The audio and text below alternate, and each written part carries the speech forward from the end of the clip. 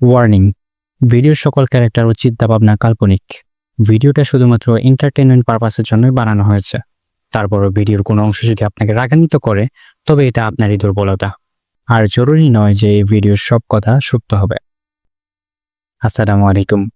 চলুন আপনাদের আজ একজন ইন্টারেস্টিং মানুষের সাথে পরিচয় করিয়ে দিই, আমার স্যারের সাথে। আর হ্যাঁ, স্যারের কোনো নাম নেই, আর নাই বা ওনার সেটার কোনো প্রয়োজন আছে।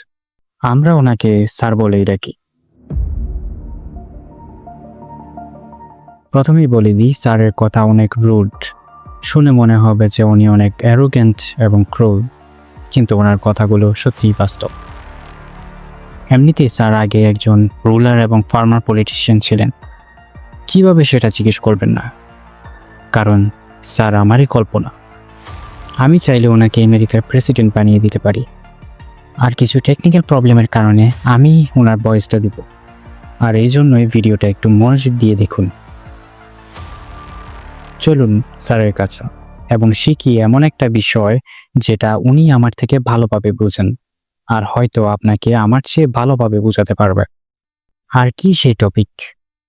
আরে আগে চলুন তো, তবেই না বুঝবেন।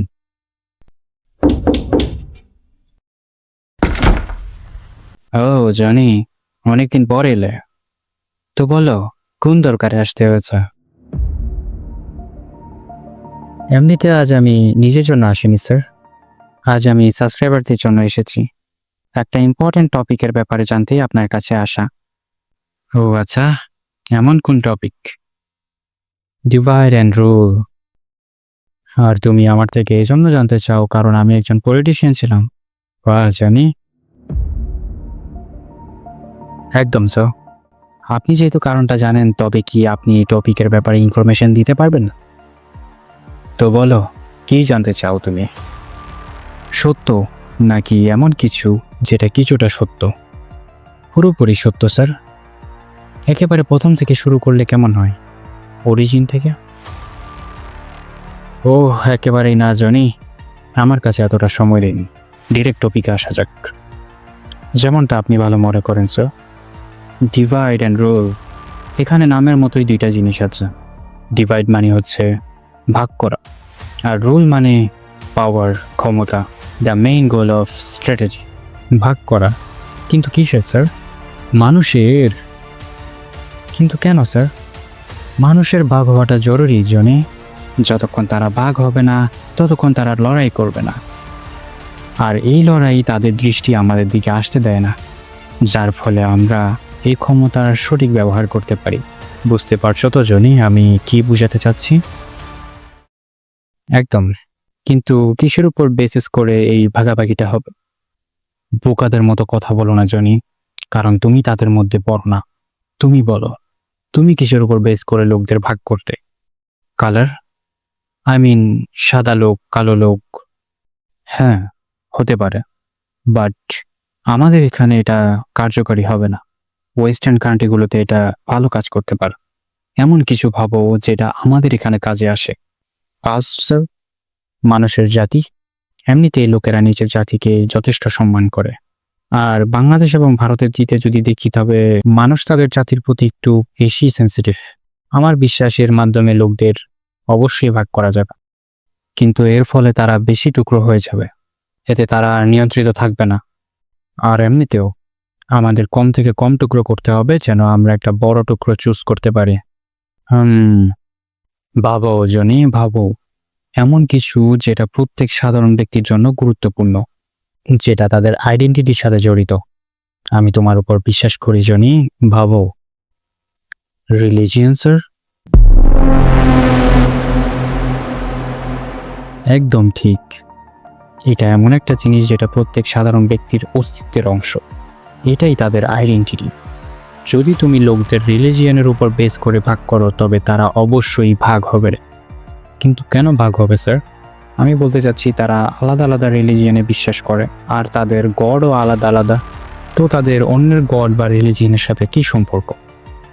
কারণ তারা নিজেরাই ভাগ হতে চায় জানি। বিশেষ করে এক্সট্রিম রিলিজিয়ন লোক, যারা শুধু নিজেদের গডকে সত্য মনে করে, নিজের ধর্মকে সবচেয়ে বড় ধর্ম মনে করে। তারা সবসময় সৃষ্টিকর্তার কথা বলে, কিন্তু তারা এটা বুঝে না যে তিনিই তো সবাইকে সৃষ্টি করেছে। কিন্তু তারা একে অন্যকে কঠিনভাবে ঘৃণা করে। তো আপনার কি মনে হয়, মানুষ রিলিজিয়নের পিছনে কেন এত পাগল? ভয়, জনি, ভয়। তারা ভয় পায় যে তারা এবং তাদের পূর্বপুরুষরা যে অস্তিত্বে বিশ্বাস করে এসছে তা কোথাও মিথ্যা না হয়ে যায়। এই জন্যই তারা মিথ্যাকে আঁকড়ে ধরে রাখে এবং বাস্তবতা এবং সত্য থেকে মুখ ফিরিয়ে রাখে।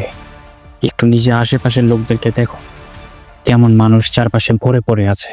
আসলে মানুষ হওয়ার যোগ্যতাই রাখে না। আপনি রাগান্বিত হয়ে যাচ্ছেন স্যার। চিন্তা ভাবনা আর রাগের কোনো সীমা হয় না জনি। যতক্ষণ না এর পরিণাম কষ্ট না দেয় ততক্ষণ এগুলোকে থামানো যায় না। এমনিতে কোথায় ছিলাম আমি? অস্তিত্ব স্যার, মানুষের অস্তিত্ব এবং তাদের রিলিজিয়ন। হ্যাঁ, রিলিজিয়ন। মনোযোগ দিয়ে শোনো জনি।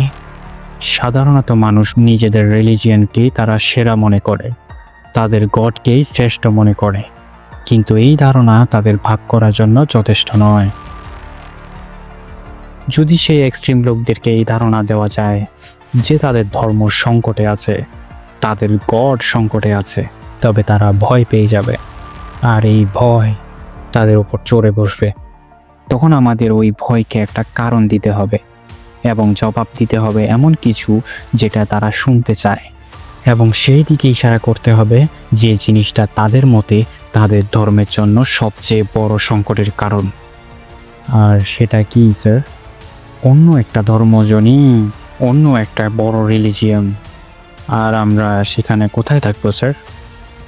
ওই ধর্মের দিকে যেদিকে বেশি মানুষ আছে, আর সেই সাথে তাদের কাছের লোক হওয়ার কারণে তাদের ভয়কে পরিস্থিতি মোতাবেক নিয়ন্ত্রণ করতে পারবো। কিন্তু স্যার, এরা তো এক্সট্রিম রিলিজিয়াস লোক। সাধারণ লোকদের কি হবে? তাদের ইনফরমেশনকে কন্ট্রোল করো। ঠিকভাবে বুঝতে পারিনি স্যার। বুঝাচ্ছি। একজন সাধারণ মানুষ পুরো দিন কাজ করার পর যখন রাতে বাসায় আসে, তখন তার ইনফরমেশনের সবচেয়ে বড় উৎস কি, যার মাধ্যমে সে জানবে দুনিয়াতে কি চলছে, তার দেশে কি চলছে, তার শহরে কি চলছে? Television and phone sir. তো জবাব তুমি জানো জনি? ও, এর মানে আমরা মিডিয়া এবং সোশ্যাল মিডিয়াগুলোকে ম্যানিপুলেট করব, যাতে আমরা নির্ধারণ করতে পারি যে তারা কি দেখবে। একদমই ঠিক জনি। মানুষ যেটা দেখে সেটাই সে ভাবে, এবং যেটা সে ভাবে সেটাই সে করে। আর আমরা উস্কানিমূলক কথাবার্তাই তাদেরকে দেখাবো, যেন তাদের মনেও ভয়ের ছাপ পড়ে যায়, যেন তারা উপলব্ধি করতে পারে যে তারা আসলে সংকটে আছে। কিন্তু স্যার, লোকরা তো তখন ভয় পাবে যখন আসলেই কিছু হবে, মানে ধর্মের নামে ঝগড়া বা মারামারি। যদি লোকেরা বুদ্ধিমত্তা দেখিয়ে মারামারিই না করে তো আমরা করিয়ে দিব জনি।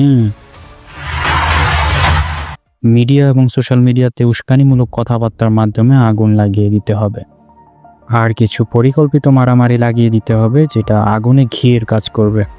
আর সেই সাথে আমরা একটা গ্রুপকে ওপেনলি সাপোর্ট করব, এতে তারাও আমাদের সাপোর্ট করবে এবং তারা আমাদের উপর ডিপেন্ডেন্ট হবে। ডিপেন্ডেন্সি একটা পাওয়ারফুল জিনিস জনি। আস্তে আস্তে তাদের ভয়কে এতটা বাড়িয়ে দিতে হবে যে আমাদের উপর ডিপেন্ডেন্ট হওয়া ছাড়া তাদের কাছে আর কোনো অপশনই থাকবে না। কিন্তু স্যার, রিলিজিয়নের উপর পলিটিক্স করা কি তাদের সাথে অন্যায় করা হবে না? মানে লোক তাদের গডকে অনেক বেশি মানে, আর আমরা সেটারই ব্যবহার করছি। ও ছাড়ো জনি, চাইলে ইতিহাস উঠিয়ে দেখে নাও, সবচেয়ে বেশি লাশ এরাই বিছিয়েছে। আর ওই পার্টিকুলার গ্রুপ যেটাকে আমরা সাপোর্ট করব স্যার, ওইটা কি জেনুয়ানলি সাপোর্ট হবে না? জেনুয়ানলি? কোন পিছুটানের কারণে আমরা তাদের রিলিজিয়নের কেয়ার করব, বা যে কোনো রিলিজিয়নেরই বা কেন করব? তারপরও স্যার, কিছু লোক এমন থাকবে যারা আপনার এই ডার্টি পলিটিক্সকে বুঝে যাবে। যদি বাকি লোকদের বোঝানোর চেষ্টা করে, তো লোকদের এত বেশি ভয় দেখাও যে কেউ যদি ওপেনলি এসেও তাদেরকে বলে যে আমরা কি করছি, তারপরও যেন লোকেরা তার কথা না শুনে। লোকদের ভয়কে শুধু ভয়ের মধ্যে সীমাবদ্ধ রাখলে হবে না, এটাকে একটা আইডিওলজিতে কনভার্ট করতে হবে। আমাদের নিজেদের সেই আইডিওলজির মাধ্যমে অ্যাসোসিয়েট হওয়ার নাটক করতে হবে। ফলে কেউ যদি আমাদেরকে টার্গেট করার চেষ্টা করে বা আমাদের বিরুদ্ধে যাওয়ার চেষ্টা করে, তবে লোকদের এমন মনে হবে যে সে আমাদের বিরুদ্ধে নয়, বরং সে আইডিওলজির বিরুদ্ধে যাচ্ছে। আর এমনিতেও ঠিকভাবে চিন্তা করার মানুষ কোথায় বা বেশি আছে। আর যদি কেউ বেশি সমস্যার কারণ হয়, আমরা তাকে আমাদের মতো করে দেখে নিব। আমাদের মতো করে দেখে নিব বলতে স্যার, আজ নয় জনই, অন্য কখনো। আচ্ছা, সেখানে তো অপোজিশন পার্টিরাও থাকবে, আর তারা তো আপনার বিরোধিতা করবে। তখন আপনি কি করবেন স্যার? তো লোকদের মনে এমন ন্যারেটিভ সেট করে দাও যে ওই অপোজিশন পার্টিটা অন্য রিলিজিয়ন থেকে অ্যাসোসিয়েটেড হচ্ছে এবং ওরা শুধু সেই রিলিজিয়নকেই সাপোর্ট করে। এই ন্যারেটিভের পর এতে কোনো কিছুই আসে যাবে না, যদিও তারা লোকদের কেয়ার করে। তারপর লোক তাদেরকে কখনোই সাপোর্ট করবে না, কারণ লোকদের জন্য ওই পার্টিকে সাপোর্ট করা মানে সেই পার্টিকুলার রিলিজিয়নকে সাপোর্ট করা। আর লোকদের ভয় সেটা কখনো করতে দিবে না, কারণ তখন আমরাই তাদের জন্য একমাত্র অপশন, আর সেটা যতই খারাপ হোক না কেন। আপনি বলছেন অপোজিশন পার্টি যদিও লোকদের কেয়ার করে, যদিও মানে কি বুঝালেন স্যার? মানে অনেক পরিষ্কার, বাস্তবে কি ওই লোকদের কেয়ার করে না? তবে কি সাধারণ লোক এবং তাদের জীবনের কোনো মূল্য নেই? Don't be naive Johnny. লোকদের মূল্য শুধু তাদের ভোট পর্যন্তই সীমিত। তাদের মধ্যে কিছু তো 500 এবং 1000-এর মধ্যে নিজের ভোটকে বিক্রি করে দেয়।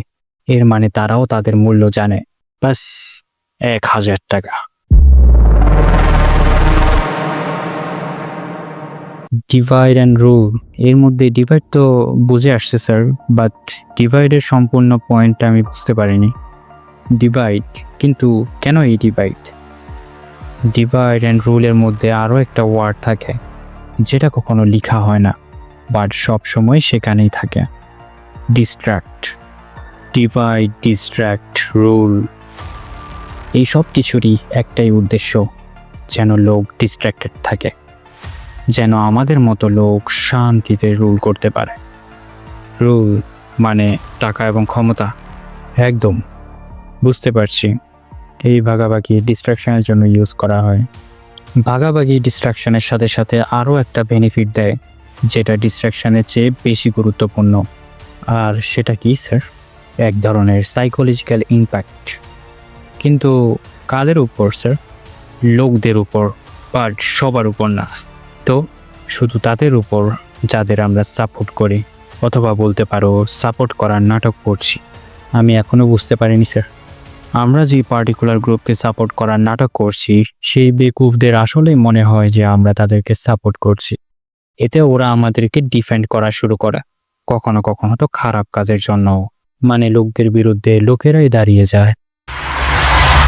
কিন্তু যদি তারা আপনার আসল বিষয় বুঝে যায় তো? এই সাইকোলজিক্যাল ইম্প্যাক্টের কথাই তো আমি বলছিলাম। লোকদের সামনে আমাদের আসল রূপ উন্মুক্ত থাকলেও তা থেকে তারা মুখ ফিরিয়ে নিবে এবং সেই মিথ্যাকেই আঁকড়ে ধরে রাখবে যেটা আমরা তাদের দিয়েছি। জানি না কেন এটা আমার কাছে অন্যায় মনে হচ্ছে।